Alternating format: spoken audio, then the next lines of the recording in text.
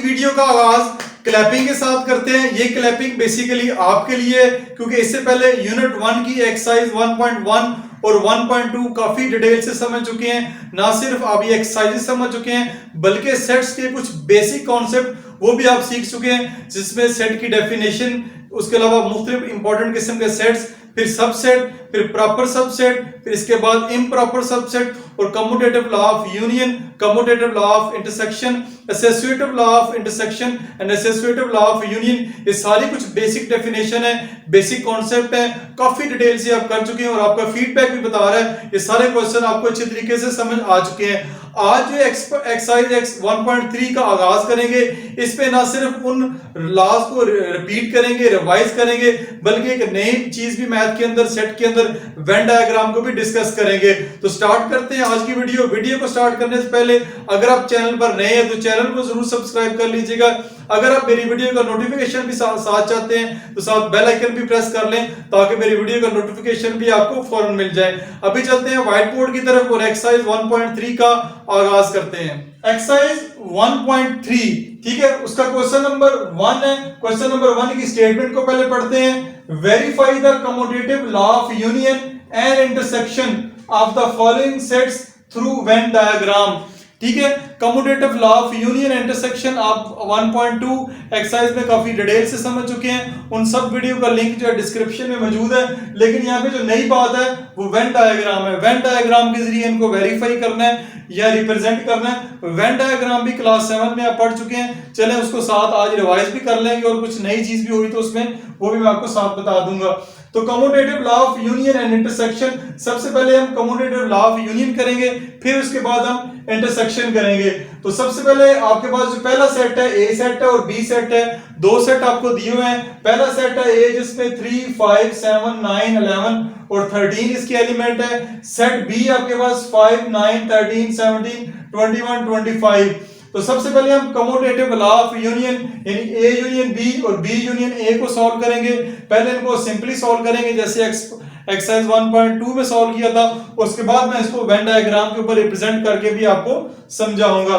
तो इसकी left hand side देखते हैं। लेफ्ट हैंड साइड आपके पास ए यूनियन बी है। ए यूनियन बी अगर आपने फाइंड करना है तो ए यूनियन बी लिखेंगे। सबसे पहले ए सेट लिखेंगे 3, 5, 7, 9, 11, 13 यूनियन बी सेट आपके पास 5, 9, 13, 17, 21, 25।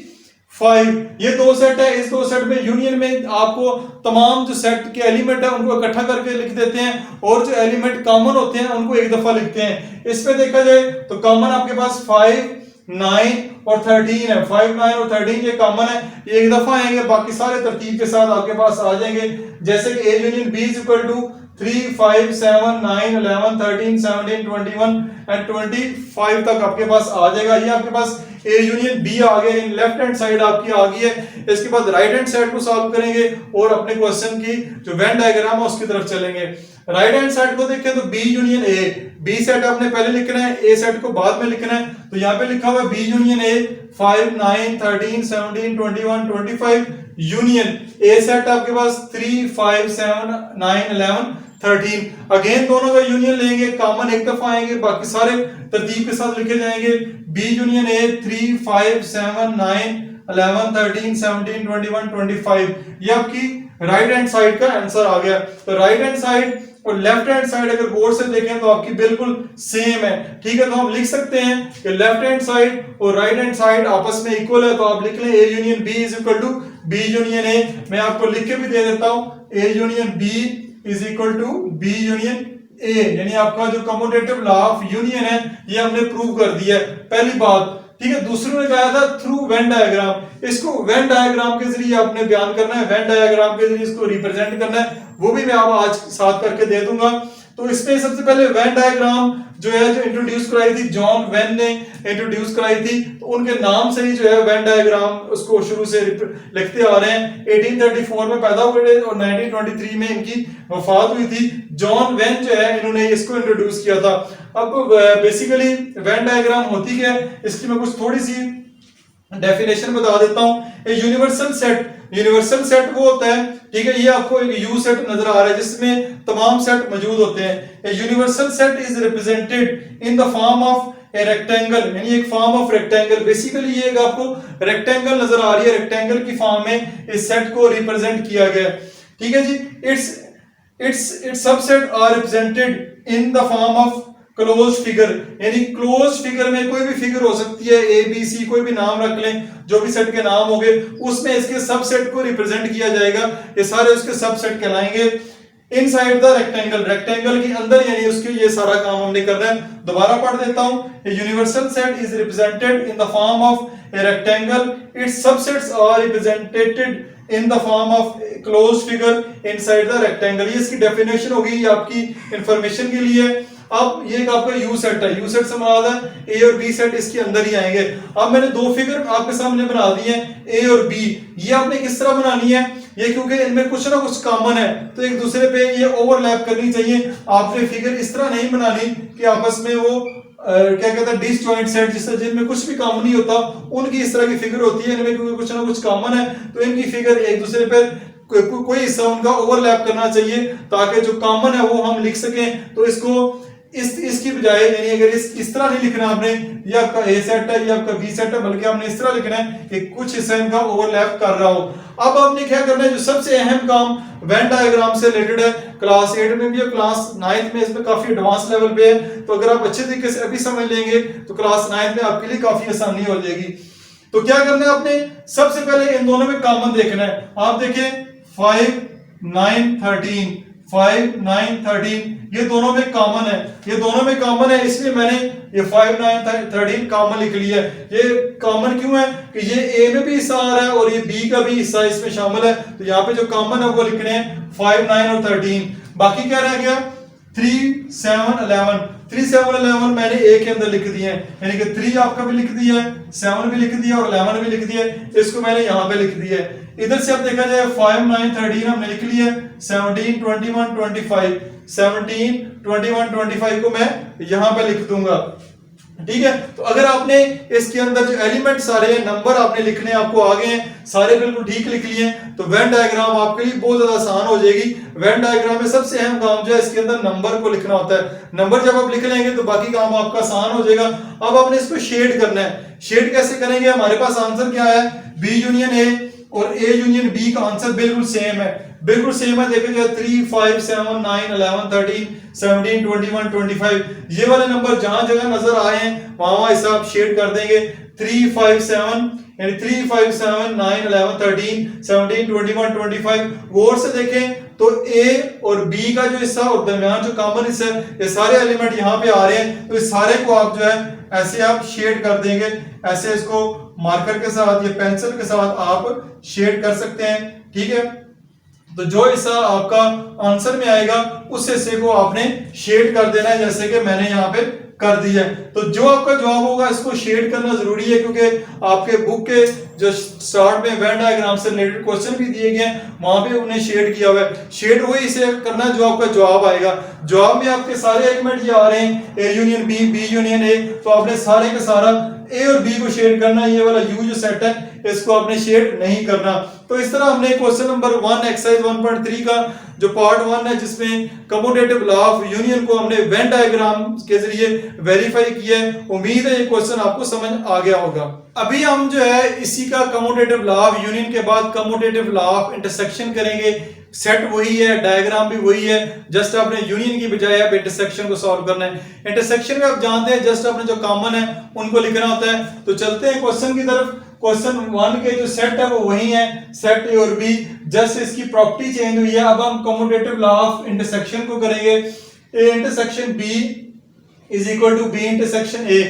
तो लेफ्ट हैंड साइड को राइट हैंड साइड के बराबर करना है और वेन डायग्राम के ऊपर भी शो करना है। तो लेफ्ट हैंड साइड इसकी लेंगे A intersection B. A intersection B में आपके पास ए है 3 5 7 9 11 13, इंटरसेक्शन बी सेट आपके पास 5 9 13 17 21 25। दोनों में अगर कॉमन देखा जाए तो 5 इधर भी है और 5 यहां पे भी है।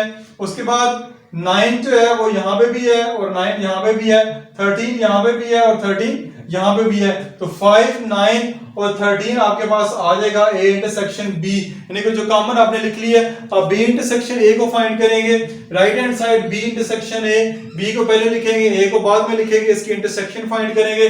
सेट आपके पास वही है, कॉमन भी आपके पास वही है, 5, 9, 13 है और इधर 5, 9, 13 दोनों तरफ है। तो इसका भी जो कॉमन है 5, 9, 13 ही आएगा, यानी B इंटरसेक्शन A भी आपके पास 5, 9, 13 ही आएगी। ठीक है, दोनों आपके पास साइडें सेम है, तो आप लिखेंगे लेफ्ट हैंड साइड और राइट हैंड साइड आपस में बराबर है, इसलिए A इंटरसेक्शन B और B इंटरसेक्शन A ये आपने कम्यूटेटिव लॉ ऑफ इंटरसेक्शन को प्रूव कर दिया है। जस्ट आपने अब वेन डायग्राम के जरिए इसको शो करना है। वेन डायग्राम के जरिए देखिए नंबर आपके वैसे के वैसे लिखे जाएंगे जैसे यूनियन में लिखे गए हैं। जस्ट आपने जो शेड करना है वो आप उस हिस्से को करना है जो आपका जवाब आया। जवाब आपका क्या है 5, 9 और 13।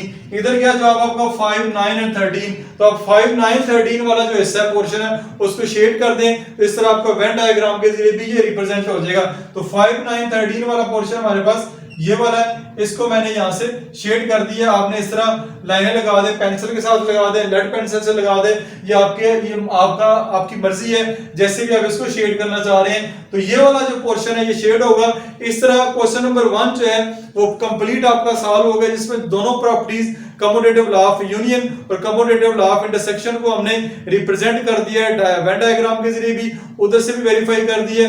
वेन डायग्राम का ये पहला क्वेश्चन था। उम्मीद है ये क्वेश्चन आपको अच्छे तरीके से समझ आ गया होगा। अगर फिर भी कोई मसला है तो कमेंट सेक्शन में अपनी प्रॉब्लम को बता सकते हैं, मैं उसका जल्द ही आपको आंसर करूंगा।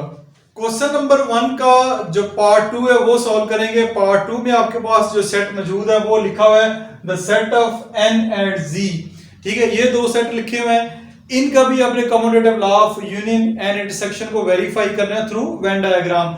अब n एंड z क्या होता है, अगर आपने सेट जो के बारे में जो मेरी पहली वीडियोस थी इस यूनिट की, अगर आपने गौर से देखी है तो उसमें मैंने n और z का जिक्र किया हुआ है, काफी डिटेल से बताया कि ये कौन सा सेट है। उस वीडियो का लिंक डिस्क्रिप्शन में मौजूद है, वो जरूर देखिएगा। सेट n से मुराद होता है नेचुरल नंबर्स का सेट और z सेट से मुराद है इंटीजर्स का सेट। नेचुरल नंबर और z जो इंटीजर है इसका सेट लिख लेंगे। सबसे पहले नेचुरल नंबर का सेट है, नेचुरल नंबर का सेट 1 से शुरू होगा, 1, 2, 3, 4, 5 एंड सो ऑन चलता जाएगा। जी जो सेट होगा वो इंटीजर का सेट होगा। इंटीजर में आप जानते हैं जीरो भी आता है, प्लस और माइनस के नंबर आते हैं। इस तरह मैंने जीरो भी लिख दिया, 1, 2, 3 को लिखा है, लेकिन साथ प्लस माइनस लिखा हुआ है। इससे मुराद ये है कि ये नंबर प्लस में भी है और माइनस में भी है। जितने भी नंबर है ये प्लस में भी है और माइनस में भी है। ये वाले जो सारे नंबर है ये पॉजिटिव है, ये प्लस में है। ये वाले जो सारे नंबर है वो जीरो को तो साइन लिखने की जरूरत नहीं होती, बाकी जितने नंबर है वो पॉजिटिव भी है और नेगेटिव भी है। अब अगर बात करें इसका कम्यूटेटिव लॉ ऑफ यूनियन की, तो आपका n यूनियन z और z यूनियन n आपका आएगा। आपने इसको वेरीफाई करना थ्रू वेन डायग्राम। सबसे पहले हम लेफ्ट हैंड साइड को लेंगे, उसमें n यूनियन z को वेरीफाई करेंगे। n यूनियन z में सबसे पहले n लिखेंगे, फिर यूनियन, फिर z लिखेंगे। n सेट है हमारे पास 1, 2, 3, 4, 5, 6 यानी सो ऑन, यानी नेचुरल नंबर का सेट, और z सेट है हमारा इंटीजर्स का सेट जिसमें 0 plus minus 1 plus minus 2 plus minus 3 इस तरह का सेट है। अब इन दोनों का यूनियन लेना है। यूनियन में देखिए हमने कॉमन एक दफा लिखने होते हैं, बाकी सारे तरतीब के साथ। तो इसमें देखिए 0 आप दोनों में कॉमन नहीं है, लेकिन 0 हम पहले लिख लेंगे। अब पॉजिटिव 1 इधर भी है, पॉजिटिव 1 इधर भी है, इधर नेगेटिव 1 भी है, तो नेगेटिव 1 को भी लिखना है और पॉजिटिव 1 को भी लिखना है। इधर पॉजिटिव 2 है, पॉजिटिव 2 इधर भी है, लेकिन इधर नेगेटिव 2 भी है, तो पॉजिटिव 2 भी है, नेगेटिव 2 भी है। तो बजाय इसके कि सबको अलग-अलग लिखें, मैंने 0, 1, 2, 3, 4 लिख दिया, साथ पॉजिटिव भी लिख दिया और माइनस भी लिख दिया। ये नंबर नेगेटिव में भी सारे हैं और पॉजिटिव में भी हैं। ये बात एक दो फिर बता दूं कि अगर 1 के साथ या 2 के साथ ये पॉजिटिव नेगेटिव लगा हुआ है, इससे मुराद है कि ये नंबर पॉजिटिव में भी है और नेगेटिव में भी है। पॉजिटिव में यहाँ पे भी है, पॉजिटिव में यहाँ पे भी है, लेकिन एक दफा लिखेंगे पॉजिटिव में, नेगेटिव इधर है, इधर नहीं है, तो नेगेटिव में भी यूनियन में ये आपका आंसर आएगा। तो इस तरह n यूनियन z आपके पास 0 plus minus 1 plus minus 2 plus minus 3 and so on ये आपके पास आएगा।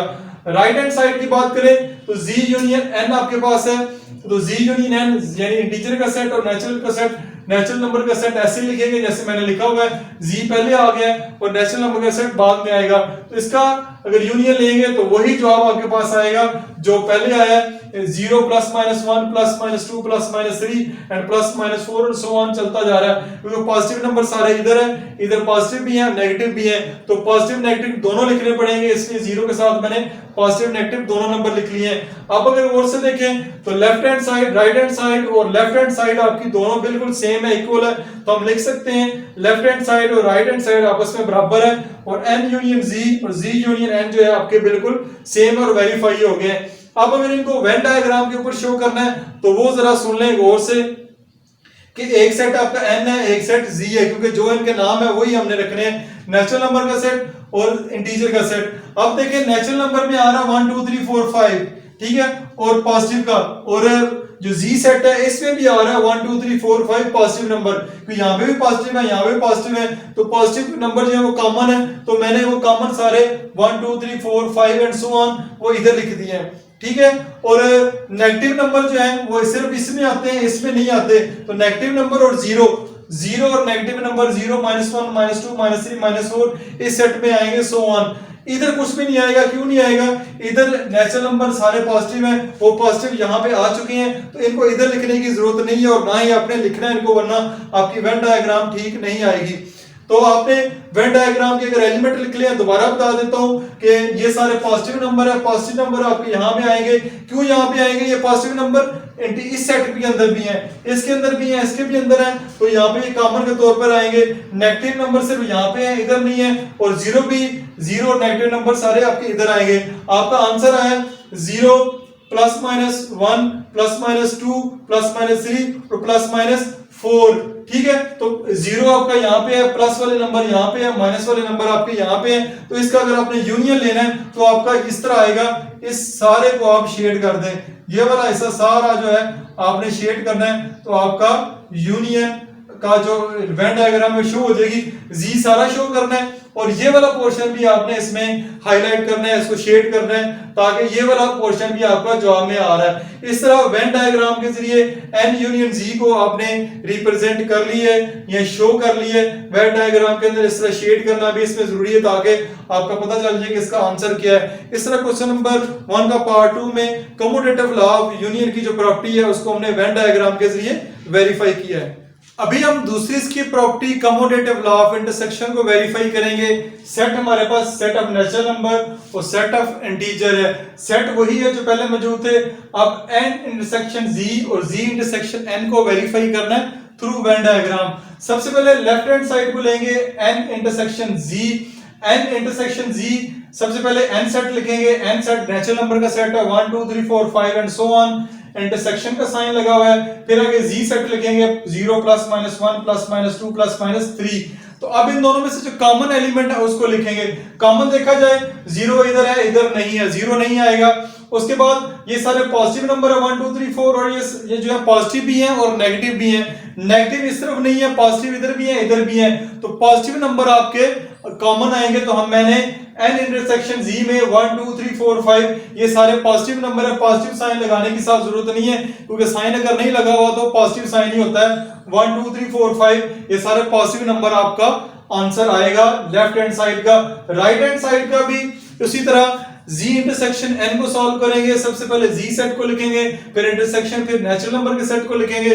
ये आपका z सेट लिखा हुआ है, इंटरसेक्शन ये आपका नेचुरल नंबर का सेट लिखा हुआ है। इसमें से भी अगर कॉमन लेंगे, इधर सारे पॉजिटिव नंबर है, इधर पॉजिटिव भी है और नेगेटिव भी है, तो नेगेटिव नंबर को छोड़ देंगे, पॉजिटिव क्योंकि दोनों तरफ है, तो पॉजिटिव नंबर को लिख लेंगे। जवाब आएगा z intersection n 1 2 3 4 5 and so on चलते जा रहे हैं। ये सारे आपके पॉजिटिव नंबर है। तो ये भी लेफ्ट हैंड साइड और राइट हैंड साइड आपकी सेम है, तो हम लिख सकते हैं left hand side is equal to right hand side के, और z n इंटरसेक्शन z और z इंटरसेक्शन n आपका वेरीफाई हो गया। अब इसको डायग्राम के जरिए वेरीफाई करना है। ये नंबर मैंने दोबारा लिख दिए जैसे पहले लिखे हुए थे।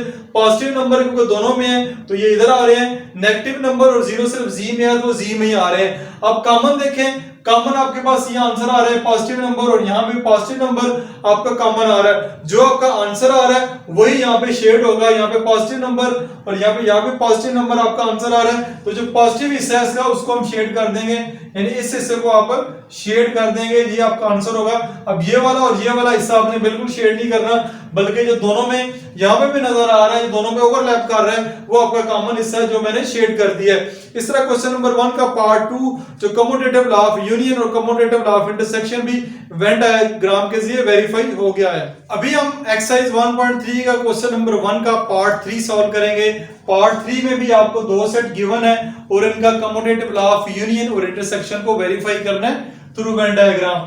अगर आपके पास सी सेट है और डी सेट है, सी सेट में कौन से एलिमेंट आएंगे, डी सेट में कौन से एलिमेंट आएंगे, तो इसको सेट बिल्डर की फॉर्म में लिखा हुआ है। आपने क्लास 7 में सेट को डिस्क्राइब करने के 3 मेथड पढ़ेंगे, एक्सप्रेस करने के 3 मेथड, ये 3 वेज पढ़े थे। डिस्क्रिप्टिव फॉर्म है, रोस्टर या टेबुलर फॉर्म है, और थर्ड जो है सेट बिल्डर फॉर्म है। सेट बिल्डर फॉर्म के ऊपर भी मैंने काफी डिटेल वीडियो बनाई हुई है कि सेट को कैसे एक्सप्रेस करते हैं, उसका लिंक भी डिस्क्रिप्शन में मौजूद है, वो भी देख लीजिएगा।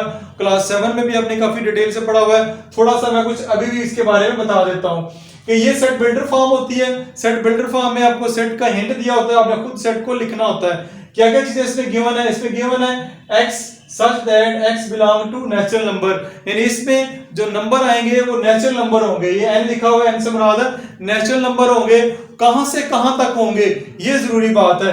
ये एंड का साइन है, एंड ये x जो है greater than or equal to 8, यानी कि आपका x जो है 8 और 8 से बड़ा होना चाहिए, and less than or equal to 18, और 18 और 18 से कम होना चाहिए, यानी 8 से 18 तक आपके नेचुरल नंबर के सेट के एलिमेंट इसमें आएंगे। अगर ये लाइन नीचे से निकाल दें, हटा दें, तो 8 और 18 इसमें फिर शामिल नहीं होगा। अगर लाइन लगी होगी तो 8 और 18 भी शामिल होगा, और 8 और 18 के दरमियान वाले जो नंबर है वो सारे सेट के अंदर आएंगे।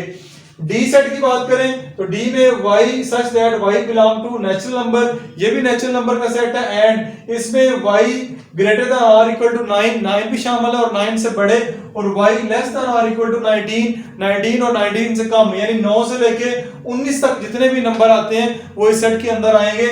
जैसे कि मैंने लिखे हुए हैं 9, 10, 11, 12, 13, 14 एंड सो ऑन 19 तक। ये 8 से 18 है, तो सी सेट आपका आएगा 8 से लेके 18 तक जितने भी एलिमेंट है सारे इस सेट के अंदर आएंगे। अगर आपने ये सेट फाइंड कर लिए हैं तो फिर क्वेश्चन आपके लिए काफी आसान हो गया। बाकी क्वेश्चन वैसे का वैसे जैसे बाकी क्वेश्चन सॉल्व किए हैं, सी सेट भी आ गया, डी सेट भी आ गया। कम्यूटेटिव लॉ ऑफ यूनियन से स्टार्ट करते हैं। लेफ्ट हैंड साइड आपकी सी यूनियन डी है, ठीक है, सी यूनियन डी यानी आप फाइंड करेंगे, सी सेट पहले लिखेंगे, यूनियन डी सेट को बाद में लिखेंगे।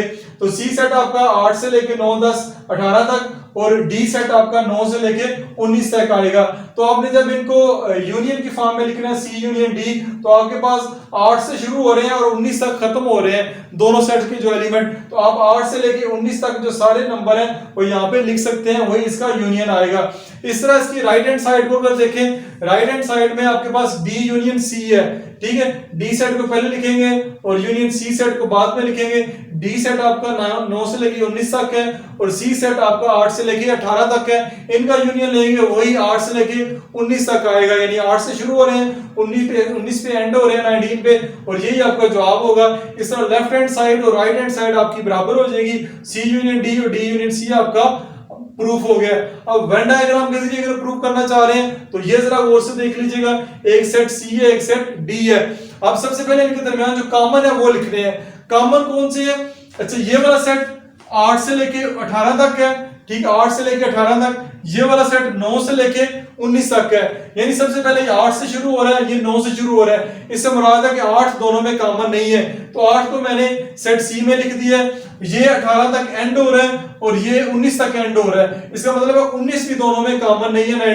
19 को भी मैंने अलग से लिख दिया क्योंकि ये भी कॉमन नहीं है। बाकी जितने भी हैं, बाकी जितने भी इसके अंदर आ रहे हैं वो सारे सबके अंदर आ रहे हैं। 9 से लेके 18 तक जो एलिमेंट है वो दोनों में सेम है, तो वो मैंने उसके अंदर लिख दिए 9, 10, 11, 12, 13, 14 टिल 18 तक। ये वाले जो नंबर है दोनों में कॉमन है। 8 और 19 जो है दोनों में कॉमन नहीं है, वो यहाँ पे अलग अलग आएगा।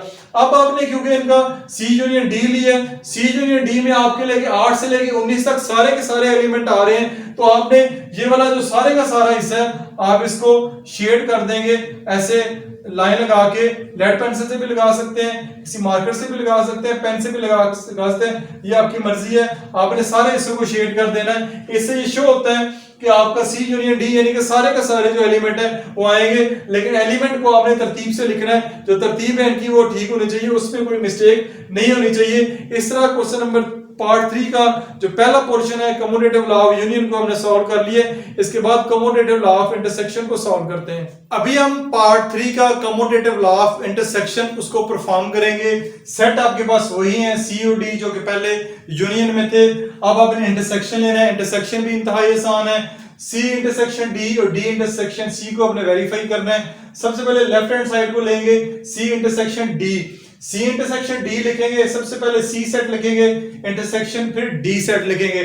सी और डी में क्या कॉमन है? सी जो है 8 से 18 है और डी जो है 9 से 19 है। ठीक है, सबसे पहले तो 8 तो दोनों में कॉमन नहीं है। ठीक है, 8 इधर है इधर नहीं है, इसलिए 8 नहीं आएगा। 9 से ये सेट शुरू हो रहा है और 9 इसके अंदर भी मौजूद है, तो 9 से कॉमन आपके शुरू होंगे और टिल 18 तक जाएंगे, क्योंकि 18 इधर है 18 इधर भी है, लेकिन 19 इधर है 19 इधर नहीं है। तो फिर 9 से 18 तक जो है वो सारे जो कॉमन एलिमेंट है वो सारे इसके अंदर मैंने मेंशन कर दिए, लिख दिए। सी इंटरसेक्शन डी आपके पास 9 से लेके 18 तक सारे जो नंबर है वो आएंगे। अब इसकी राइट हैंड साइड को करेंगे। राइट हैंड साइड में आपके पास डी इंटरसेक्शन सी है, डी को पहले लिखेंगे, सी सेट को बाद में लिखेंगे। डी सेट आपके पास 9 10 11 12 से लेके 19 तक और सी सेट आपके पास 8 से लेके 18 तक। अगेन कॉमन लेंगे तो 9 कॉमन नहीं आ सकता, क्योंकि 9 इधर है इधर नहीं है, लेकिन सॉरी 8 कॉमन नहीं आ सकता, 8 इधर है इधर नहीं है, लेकिन 9 इधर भी है 9 यहाँ पे भी है, तो 9 से शुरू करके 18 तक ही कॉमन आएंगे, क्योंकि 19 इधर नहीं है 18 तक इधर है। तो 9 से लेके 18 तक आपका जो आंसर आएगा D intersection C. Left hand side और राइट हैंड साइड आपस में बिल्कुल इक्वल है, जैसे कि वेरीफाई भी हो गया, तो हम लिख सकते हैं C intersection D, D intersection सी।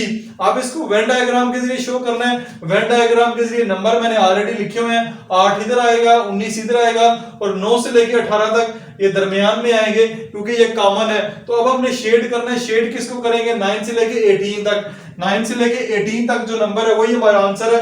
तो 9 से लेके 18 तक ये वाले नंबर है, इसको आप इस हिस्से को आप शेड कर देंगे तो आपका जो आंसर है वेन डायग्राम के जरिए भी वेरीफाई हो जाएगा।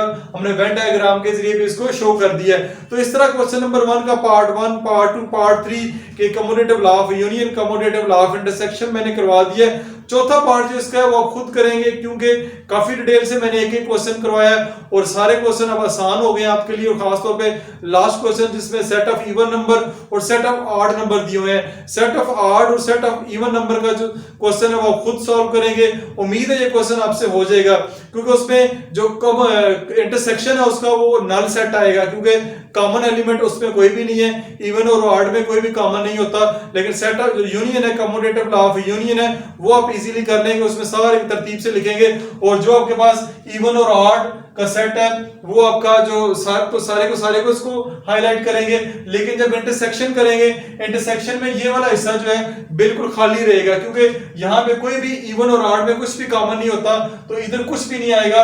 ये वाला और ये वाला पोर्शन जो है आपका फिल होगा, यहाँ पे कुछ भी नहीं आएगा।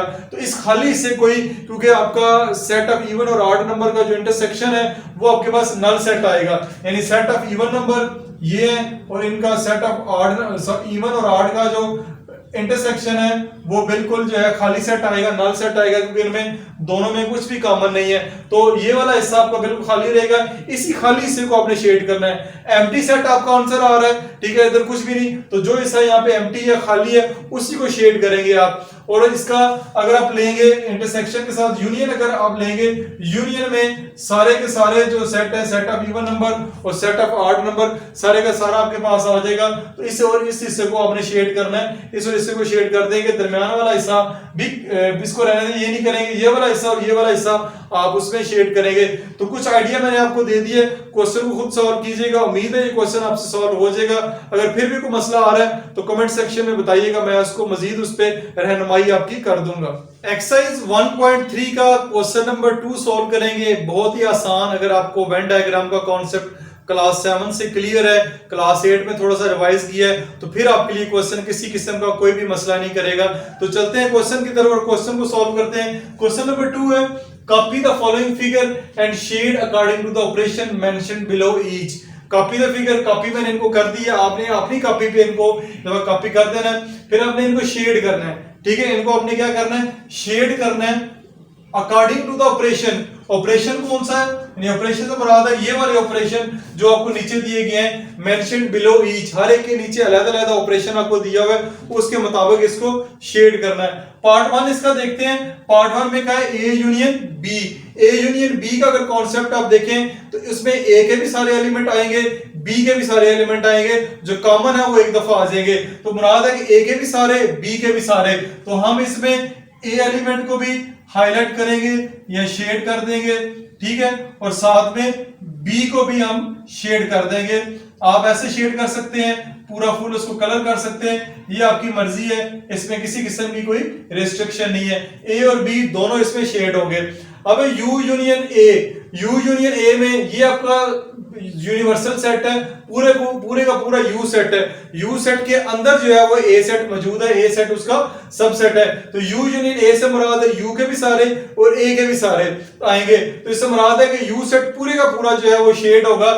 इसको आप ऐसे शेड कर सकते हैं, आप जैसे चाहे इसको शेड कर सकते हैं। जस्ट आपने हाईलाइट करना है, एग्जामिनर को आपका शेड किया हुआ अंदाजा हो जाए कि आपने किस तरह इसको या कौन सा ऑपरेशन आपने अप्लाई किया और किस तरह शेड किया। ज्यादा अच्छे तरीके से प्यारे तरीके से शेड करेंगे तो टीचर को अच्छा लगेगा। ऐसे काटे या क्रॉस मारेंगे तो देखने में अच्छा नहीं लगेगा, लेकिन क्वेश्चन आपका ठीक होगा। यू यूनियन ए में सारे का सारा शेड करेंगे। उसके बाद ए यूनियन ए का ए के साथ यूनियन लेना है, यानी दोनों तरफ ए के ही एलिमेंट है, तो आंसर भी आपका ए के ही एलिमेंट आएंगे। ए यूनियन ए का आंसर जो है ए ही आएगा। तो इसमें हम खाली ए को जो है वो शेड कर देंगे। ये आपको ए नजर आ रहा है, इसको आप ऐसे शेड कर दें। पार्ट 3 के बाद पार्ट 4 है इसका, ए इंटरसेक्शन बी। ये थोड़ा काबिल गौर है, समझने गौर। ए इंटरसेक्शन बी से मुराद है जो ए में मौजूद हो और जो बी के अंदर भी मौजूद हो। अब ए के अंदर बी को लिखा हुआ है, ए के अंदर बी से लिखने से मुराद है अगर ए के सेट 1 2 3 4 5 6 है तो बी के एलिमेंट जो है वो इसके अंदर मौजूद है, 1 2 3 4 5 6 के अंदर मौजूद है, यानी कि जो बी के एलिमेंट है वो सारे के सारे ए के अंदर मौजूद है। तो ए इंटरसेक्शन बी में यानी इससे मुराद है ए और बी दोनों में वो कॉमन होंगे जो बी के अंदर मौजूद है। तो इसमें आपने खाली बी को आप यहां से हाईलाइट कर दें या इसको आप शेड कर देंगे, ए इंटरसेक्शन बी, यानी कि बी के अंदर जो मौजूद है। बाकी जो एलिमेंट यहां पे आ रहे हैं लिखे जाएंगे वो बी के अंदर मौजूद नहीं होंगे, खाली ए के अंदर होंगे। तो हमने जो दोनों के अंदर है वो शेड करने हैं। उसके बाद है यू इंटरसेक्शन ए। यू और ए में क्या कॉमन है, आप देख सकते हैं यूनिवर्सल सेट के अंदर ए सेट लिखा हुआ है, तो ए के सेट के जो एलिमेंट है वो यू के अंदर भी मौजूद है, ठीक है। तो जो यू और ए के दोनों के दरमियान में होंगे, दोनों के अंदर कॉमन होंगे, उनको लिखेंगे, हाईलाइट करेंगे। तो इस तरह आपका ए जो सेट है वो आपका यहाँ पे शेड करेंगे, इसको आपने ऐसे इसको शेड कर देना है। ये इसका पांचवा पार्ट है। लास्ट पार्ट है ए इंटरसेक्शन ए, यानी ए इंटरसेक्शन ए से मुराद है ए सेट ही है, ए यूनियन ए से मुराद भी ए सेट ही है, ए इंटरसेक्शन ए से मुराद भी ए सेट ही है। जो आपका ए सेट है वही इसका जवाब होगा, क्योंकि जो ए के एलिमेंट है वो दूसरे ए में भी वही एलिमेंट होंगे, तो ए ही आंसर आएगा। इसमें भी हम खाली ए को ही शेड करेंगे, इस तरह करके आप शेड कर दें। तो इस तरह अभी जो क्वेश्चन नंबर 1 के बाद क्वेश्चन नंबर 2 जो कि बहुत आसान था, अगर आपका वेन डायग्राम का कॉन्सेप्ट क्लियर है तो फिर आपके लिए कोई मसला नहीं। अगर किसी किस्म का मसला है तो क्लास 7 में मेरी वेन डायग्राम के ऊपर वीडियोस मौजूद हैं, क्लास 7 की प्लेलिस्ट में जाएं, वहां से वीडियो देख के अपने कॉन्सेप्ट को मजीद बेहतर कर सकते हैं। आज की वीडियो अगर अच्छी लगी है इसको लाइक कर दें, शेयर कर दें। चैनल पर अगर नए हैं तो चैनल को जरूर सब्सक्राइब कर लीजिएगा। मिलते हैं नेक्स्ट वीडियो में, तब तक अपना ख्याल रखिएगा। खुदा हाफिज।